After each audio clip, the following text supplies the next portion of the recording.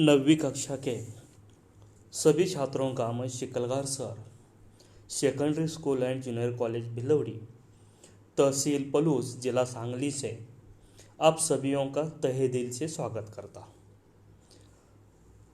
हमने दूसरी इकाई का आरंभ किया है। इसका पहला पाठ जो पद्य विभाग है कह कविराय, यह हमने देखा। आज दूसरा पाठ है जंगल पूरक पठन। चित्रा मुदगल जी ने लिखा हुआ यह पाठ है, बहुत ही रोचक पाठ है। इसका हम आज अध्ययन करेंगे। छात्रों, आपसे निवेदन है कि आप अपनी कॉपियाँ और किताब सामने लीजिए। जिन जिन कठिन शब्द है जिसे हम नए शब्द कहेंगे, उनके अर्थ मैं बताता जाऊंगा, आपको वह समझकर लिखना है। तो देखो छात्रों, हम पाठ आरंभ करते हैं। जंगल पूरक पठन। इसके लेखक है चित्रा मुदगल। अल्प सा परिचय। 10 सितंबर 1943 चेन्नई, जो तमिलनाडु में है, यहाँ पर उनका जन्म हुआ। चित्रा मुदगल जी के लेखन में वर्तमान समाज में रीतती हुई मानवीय संवेदनाओं, नए जमाने की गतिशीलता और उसमें जिंदगी की मजबूरियों का चित्रण बड़ी ही गहराई से हुआ है। इनकी प्रमुख रचनाएं, कृतियाँ, एक जमीन अपनी, आवा आदि इनके उपन्यास है। भूख, लक्षागृह लपटे, मामला आगे बढ़ेगा आदि अनादि इत्यादि कहानी संग्रह है। जेवक मणिमेख आदि बाल उपन्यास भी है। दूर के ढोल, सूझबूझ आदि बाल कथा संग्रह भी उनके हैं। तो यहाँ पर हम देखेंगे जंगल पाठ। इस पाठ के बारे में क्या है, तो यह पाठ जो है, इसकी विधा संवेदनात्मक कहानी है, यह गद्य संबंधी है। इस पाठ में क्या दिया हुआ है, हम लोग अपनी खुशी के लिए पशु पक्षियों को पालते हैं, उनको प्यार तो करते ही है, पर उनकी स्वतंत्रता हम छीन लेते हैं। प्रस्तुत कहानी में लेखिका ने इसी बात पर बल दिया है कि पशु पक्षियों को स्वतंत्रता पूर्वक अपने प्राकृतिक वातावरण में ही रहने देना चाहिए। जिस प्रकार हम मनुष्य को अपनी स्वतंत्रता, अपना समाज प्रिय होता है, उसी प्रकार इन मासूम बेजान प्राणियों को भी अपने सगे साथियों के साथ रहने का अधिकार है। इस तरह इस पाठ में मुदगल जी ने खरगोश के माध्यम से एक बाल मानस की अभूतपूर्व प्राणियों के साथ व्यवहार, उनके संरक्षण एवं प्राणी मात्र के प्रति दयाभाव को दर्शाया है। तो देखेंगे छात्रों हम पाठ की ओर। पाठ जंगल। छात्रों, पाठ को हम आरंभ करते हैं, गौर से सुनिए, ध्यान दीजिए। रीडर आमीना जोशी के मोबाइल पर फोन था मांडवी दीदी की बहू का, जिसका नाम तविशा था। कह रही थी, आंटी बहुत जरूरी काम है, अम्मा से बात करवा दे। अनीमा दीदी ने असमर्थता जताई। मांडवी दीदी कक्षा ले रही है, बाहर आते ही वह संदेश उन्हें दे देगी। वैसा हुआ क्या है, घर में सब कुछ कुशल मंगल तो है? तो देखो छात्रों, यहाँ पर जो बहू तविशा है, उसने अपनी सास जो मांडवी दीदी है, उसे फ़ोन किया था, लेकिन फ़ोन उठाया था उस स्कूल की जो रीडर है अनिमा जोशी ने, उसने कहा कि मैं उन्हें फ़ोन देने में असमर्थ हूँ क्योंकि वो कक्षा ले रही है और कक्षा यानी वो पढ़ाई, छात्रों की पढ़ाई कर रही थी, अध्ययन कर रही थी, और ऐसे समय में उन्हें फ़ोन देना ठीक नहीं है और घर में सब कुछ कुशल तो है ना। इस तरह की बातचीत उस फ़ोन पर बहुत तविशा और रीडर जो है अनिमा जोशी के साथ हो रही थी। परेशानी का कारण बताने की बजाय तविशा ने उनसे पुनः आग्रह किया, आंटी अम्मा से बात हो जाए तो अनिमा जोशी को स्वयं उसे टालना बुरा लगा। उचित नहीं लगेगा तविशा, अनुशासन भंग होगा। अनुशासन का मतलब है यहाँ नियम, शिस्त। मुझे बताओ तविशा, मुझे बताने में झिझक कैसी? झिझक, संकोच। तो यहाँ पर तविशा ने फिर एक बार कारण बताने के बजाय उन्होंने फिर एक बार विनती की कि आंटी से बात हो जाए, आंटी अगर अम्मा से बात हो जाए तो बहुत अच्छा होगा। अनिमा जोशी ने उसे ये बात टालना बुरा लगा, फिर भी उसने कहा कि तविशा अनुशासन भंग होगा, मुझे बताओ, मुझे बताने में संकोच किस बात का? नहीं आंटी, ऐसी बात नहीं है। तविशा का स्वर भर्रा सा आया। तविशा ने बताया, घर में जो जुड़वा खरगोश के बच्चे पाल रखे हैं उन्होंने, सोनू मोनू उनमें से सोनू नहीं रहा। आखिर तविशा ने रीडर अनिमा जोशी को कहा ही कि देखो कि घर में उन्होंने जो दो खरगोश यानी जिसे हम मराठी में ससा कहते हैं, उनके नाम थे सोनू मोनू। ये जो घर में पाल रखे थे उनमें से सोना अब नहीं रहा, सोनू चल बसा है। 10:30 के करीब काम वाली कमला घर में झाड़ू पोछा करने आई तो बैठक बुहारते हुए उसकी नज़र सोनू पर पड़ी। बुहारना, झाड़ू लगाना, बैठक यानी हम जिसे हॉल कहते हैं, बैठने की रूम कहते हैं। जगाने के लिए उसने सोनू को हिलाया। उसके जगने की सोनू पर कोई प्रतिक्रिया नहीं हुई। जो झाड़ू वाली थी, काम वाली थी, जिसका नाम कमला था, वो बैठक बुहार रही थी, स्वच्छ कर रही थी, और इस सोनू को उसने जगाने के लिए उसे हिलाया, लेकिन उसकी कोई भी प्रतिक्रिया नहीं हुई। उसने कोई भी हरकत नहीं की, प्रतिक्रिया, हरकत। वो बुदबुदाई। आखिर कमला मुंह ही मुंह में बुदबुदाई स्पष्ट स्वर में, कैसे घोड़े बेचकर सो रहा है शैतान। उसकी टांग पकड़कर उसे सोफे के नीचे से बाहर घसीट लाया और कमला ने उस सोनू को उसकी टांग पकड़ी और सोफे के नीचे से घसीट कर बाहर लाया, मगर सोनू की कोई हरकत नहीं हुई। इतना करने पर भी वह सोनू कुछ नहीं हिला डुला, उसकी हरकत नहीं हुई। कमला ने चीख कर तविशा को पुकारा। आखिर कमला के मन में कुछ शंकाएं उत्पन्न हुई और उसने जोर से चीख कर तविशा जो बहू थी उसको पुकारा, छोटी बीजी। तविशा अचेत सोनू को देख घबरा गई। वहाँ पर तविशा आ गई और यह अचेत यानी मूर्छित सोनू को देखकर उसका जी घबराने लगा। गोदी में उठाया तो उसकी रेशम सी देह हाथों में टूटी कपोल सी झूल गई।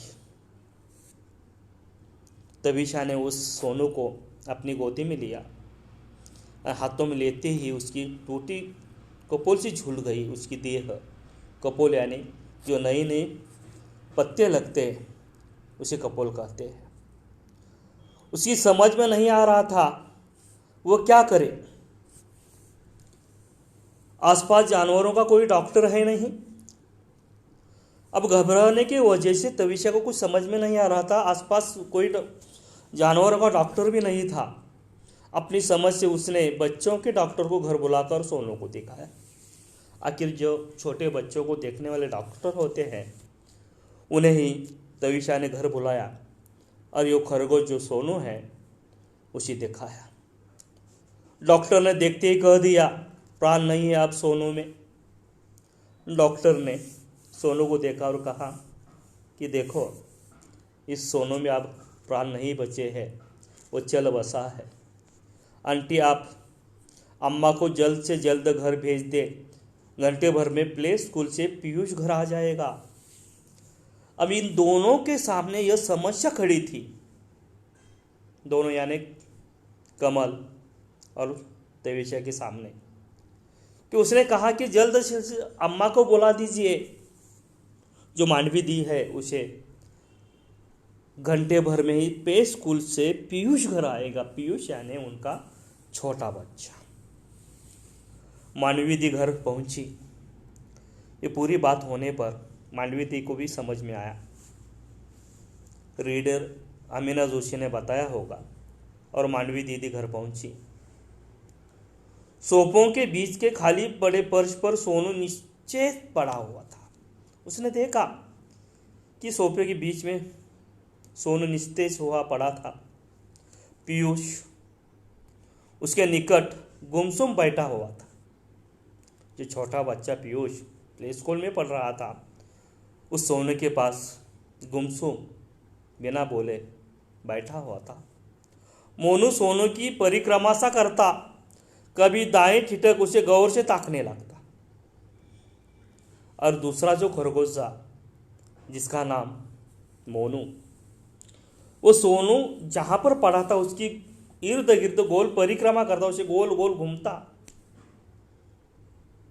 कभी दाएं ठिठक जाता और उसे गौर से ताकने लगता। सीधे बाजू में खड़ा होता और वह सोनू को एकटक गौर से देखने लगता।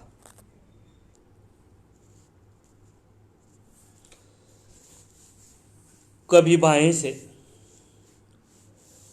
पीयूष की शब्दता तोड़ना उन्हें जरूरी लगा। यहाँ पर मांडवी दी को जो पीयूष स्तब्ध बैठा था उसकी स्तब्धता तोड़ना बहुत ही जरूरी लगा। नन्ही सी जिंदगी में वह मौत से पहली बार मिल रहा है।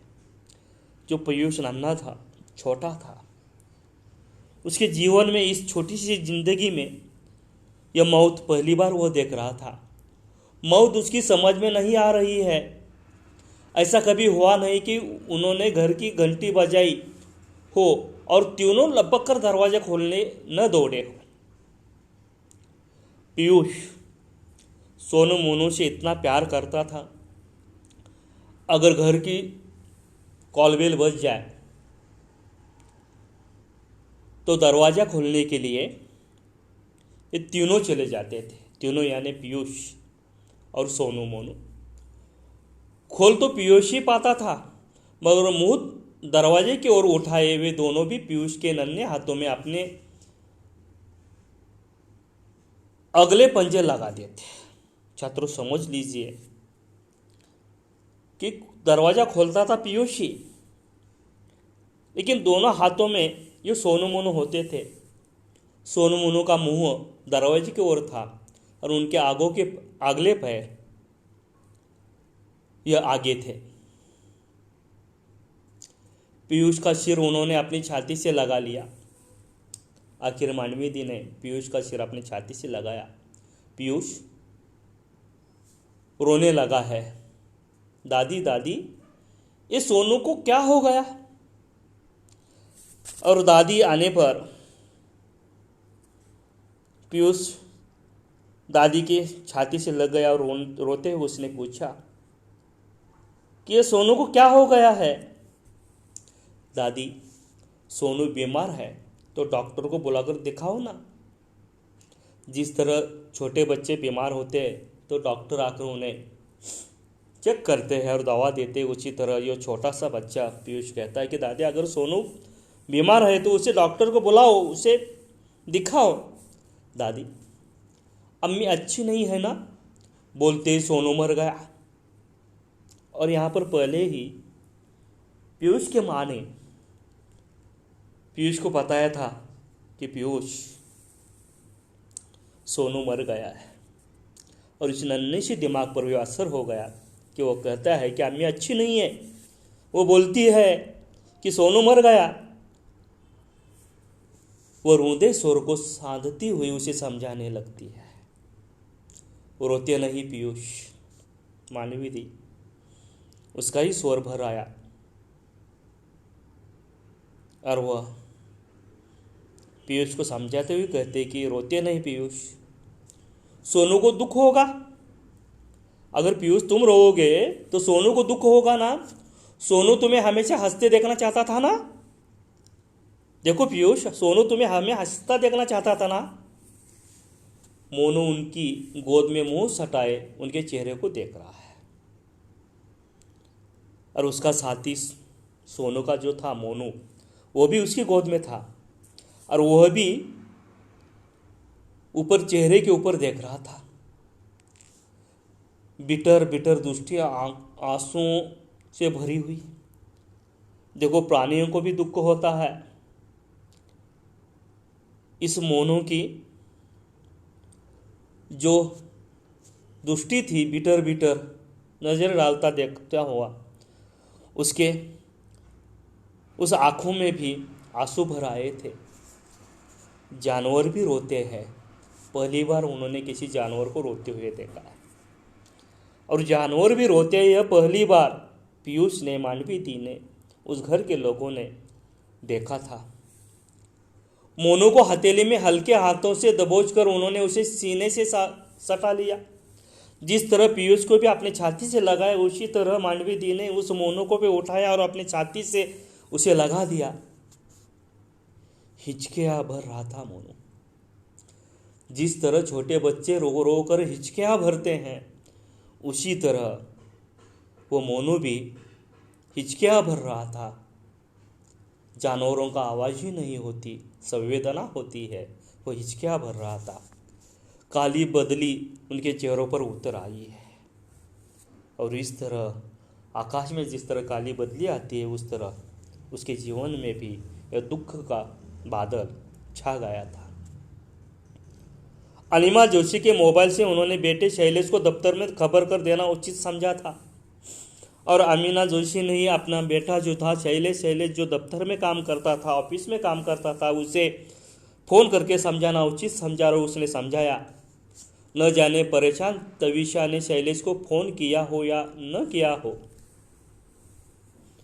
जो परेशान तविशा है, तविशा उसका पति शैलेश, इस घबराई स्थिति में उसने फ़ोन किया होगा या नहीं किया होगा, इसलिए अमीना जोशी ने अपने बेटे को फ़ोन किया। शैलेश ने कहा था, ऐसा करें, अम्मा घर पहुंच ही रही है, आप नीचे सोसाइटी में चौकीदार को कहकर सोनू को उठाकर अपार्टमेंट्स से लगे नाले में फेंकवा दे। देखो छात्रों, यहाँ पर इसकी समझ में नहीं आ रहा था। उसने ऐसे ही कहा दिया कि अम्मा अगर आप घर जा रही है तो घर जाकर अपार्टमेंट जो सोसाइटी है वहाँ पर चौकीदार होता है, उसे कहकर उसे सामने के नाले में फेंकवा दे। यह बात मानवी दीदी को अच्छी नहीं लगी। उन्होंने शैलेश से स्पष्ट कह दिया था, स्पष्ट साफ। छुट्टी लेकर वो फौरन घर पहुंचे। तुम अपने ऑफिस से छुट्टी ले लो तुरंत, फौरन। और घर पहुंचे। उनके घर पहुंचने तक पीयूष घर पहुंच चुका होगा। नाले में वो सोनू को हरगिज नहीं फेंकवा सकती। तुम्हें समझ में आता है क्या नहीं? तुम छुट्टी ले और घर पहुंचो। मैं घर पहुंचने से पहले ही वहाँ पर पीयूष आएगा और पीयूष इस सोनू को नाले में फेंकने हरगिज कभी भी नहीं दे देगा। पीयूष सोनू को बहुत प्यार करता है। यह पीयूष सोनू को बहुत ही प्यार करता था। स्थिति से भागने के बजाय उसका सामना करना ही बेहतर है। अब तुम अपनी स्थिति से भागने से बजाय उसका सामना करो। सोनू को घर में न पाकर उसके अबोध मन के जिन सवालों से पूरे घर को टकराना होगा, उसे संभालना कठिन होगा। और तुम जानते हो कि सोनू को नहीं पाकर उस पीयूष के अबोध मन के जो सवाल है, मासूम दिल के सवाल है मन के, उसके जवाब देना हम सभी को कठिन संभव होगा। जमादार को घर पहुंचते ही वे खबर कर देगी। उनकी इच्छा है घर के बच्चों की तरह सोनू का अंतिम संस्कार किया जाए। और आखिर वह कहती है कि मैं घर जाने पर जमादार को घर पहुंचते ही उसे बुला लूँगी। जिस तरह छोटे बच्चों का अंतिम संस्कार किया जाता है, उसी तरह वह सोनू का भी अंतिम संस्कार करेगी। पहुंचता हूँ, शैलेश ने कहा था। और यह कहने पर शैलेश ने अपनी माँ की बात टालना उचित नहीं समझा और उसने कहा कि ठीक है, मैं छुट्टी लेकर घर पहुंचता हूँ। उन्होंने पीयूष को समझा दिया था, तुम्हारे सोनू को जमीन में गाड़ने ले जा रहे हैं तुम्हारे पापा। शैलेश घर आने से पहले ही मांडवी दी ने पीयूष को समझाया था कि तुम्हारे पापा उसे जमीन में गाड़ने के लिए ले जा रहे थे। नन्हे बच्चों की मौत होती है तो उन्हें जमीन में गाड़ दिया जाता है। और देखो पीयूष, अगर छोटे बच्चों की मौत होती है तो उन्हें जमीन में गाड़ा जाता है। अब इस छोटे से मन के सवाल पीयूष के, दादी उसके दिल में दुख क्यों था? क्योंकि दादी ने बताया था कि उसे दुख हुआ इसलिए उसकी मौत हुई। वो पीयूष दिल में यही बात बता कर रहा था कि सोनू को दुख क्यों हुआ था। उसे अपने माँ बाप से अलग जो कर दिया गया। यहाँ पर दादी ने कहा कि देखो पीयूष, उस सोनू को उसके माँ बाप से अलग कर दिया था ना, इसलिए उसे दुख था। किसने किया दादी? तो सोनू को उसके माँ बाप से अलग किसने कर दिया दादी? इसका जवाब क्या देती है छात्रों, हम आगे देखेंगे। तब तक अब इस पाठ का अध्ययन कीजिए। धन्यवाद।